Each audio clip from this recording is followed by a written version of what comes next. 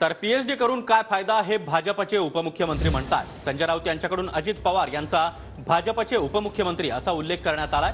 दरम्यान सोम्या गोम्याला उत्तर द्यायला अजित पवार बांधील नाहीत। संजय राऊतांच्या टीकेनंतर उपमुख्यमंत्री अजित पवार यांनी हा पलटवार केला।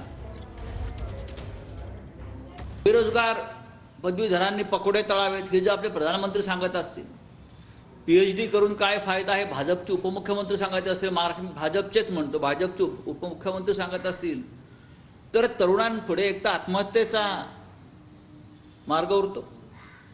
त्यांना आत्महत्या करायला ते करतायत बेरोजगार तरुण, किंवा मग अशा प्रकारे अतिरेकी मार्गाला ते जात आहेत वैफल्याने। हा एक सामाजिक प्रश्न आहे आणि हा सामाजिक प्रश्न राजकारण्यांनी आणि सत्ताधाऱ्यांनी निर्माण केलेला प्रश्न आहे। दादा संसदेमध्ये जी चर्चा करणार का विस्तार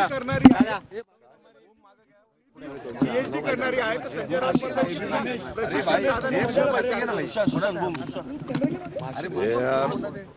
काही सोम्या गोब्यांनी काय विचारलं त्याचं उत्तर द्यायला अजित पवार बांधील नाहीये।